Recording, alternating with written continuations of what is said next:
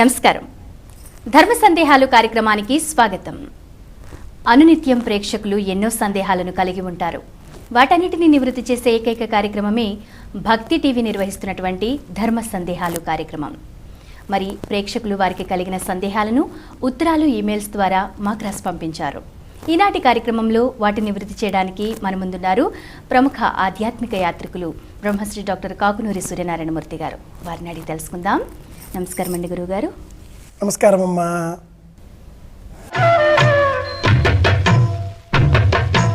గురుగారు, మొదటి ఉత్తరం చూద్దామండి.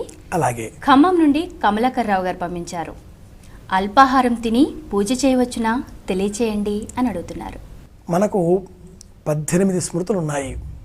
అందులో గౌతమ స్మృతి ఒకటి. ఈ గౌతముడు కూడా కొన్ని నియమాలను సూచించాడు. వాటికి చెందినదే ఈ ప్రశ్న. ఆహారం తీసుకుంటే దోషం అవుతుంది. ఆహారం తీసుకోకుండానే పూజ చేయాలి.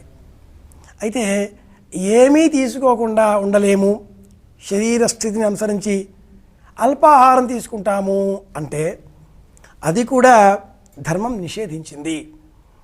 అల్పాహారం తీసుకొని కూడా పూజ చేయరాదు. మరి గౌతమ స్మృతి ఏం చెప్పింది అంటే ఆహారం తీసుకుంటే ఆ దోషం స్నానంతో పోతుంది. ఇది గౌతముడు ఇచ్చినటువంటి మనకు ఒక ఉపాయం. ఆహారం తీసుకోకుండా మనం సాయంత్రం వరకు ఉండలేం, మధ్యాహ్నం వరకు ఉండలేం అనుకునేటటువంటి వాళ్ళంతా కూడా ఉదయమే అల్పాహారం తీసుకొని స్నానం చేస్తే ఆ అల్పాహారం కానీ ఆహారం కానీ తీసుకున్న దోషం పోతుంది. స్నానం చేసిన పిమ్మట ఇంకా ఏ ఆహారము తీసుకోకూడదు. కనుక భోజనం చేసినా అల్పాహారం చేసినా స్నానం చేస్తే ఆ దోషం పోతుంది. కనుక స్నానం చేసి పూజ చేయాలి. మీరు అన్నట్లుగా అల్పాహారం తీసుకున్నాక పూజ చేయవచ్చునా? చేయకూడదు. నిజానికి 27 నక్షత్రాలలో శతభిషం అనే ఒక నక్షత్రం ఉంది. భిషక్ అంటే వైద్యుడు అని అర్థం. శత అంటే 100.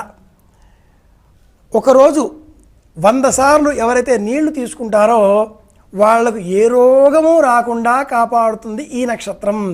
ఆ నక్షత్రానికి శతతారయోహో అన్న పేరుంది. ఎందుకు ఈ ఉదాహరణ చెప్తున్నానంటే 100 సార్లు నీళ్లు తీసుకోవాలి, ఆచమనం చేయాలి. మనం పూజ ప్రారంభం చేసే సమయంలో అల్పాహారం అడిగారు, కానీ ప్రారంభంలోనే శరీర శుద్ధితో స్నానం చేస్తాం, ఆ పిమ్మట ఆచమ్య అని నీళ్లు తీసుకుంటాం. ఇది కూడా ఒక విధంగా ఆహారమే. ఇది సరిపోతుంది. 3 సార్లు ఆచమనం చేస్తే త్రిడాచమ్య త్రిడాచామేత్ 3 సార్లు ఆచమనం చేస్తే అది చాలు. ఈ నీరు కూడా దేహానికి ఆహారమే. ఇది తీసుకుని పూజ చేయవచ్చు. కాదండి, స్థూలంగా ఏ ఉప్మానో లేదా ఒక 10-15 బొబ్బట్లో 20-20 దోశలో వేస్తామండి అంటే వెయ్యండి. కానీ వేసిన తర్వాత స్నానం చేయండి. మళ్ళీ స్నానం చేసిన తర్వాత ఏమి తినకుండా పూజ చేయాలి. ఇది గుర్తుపెట్టుకుందాం. గురుగారు,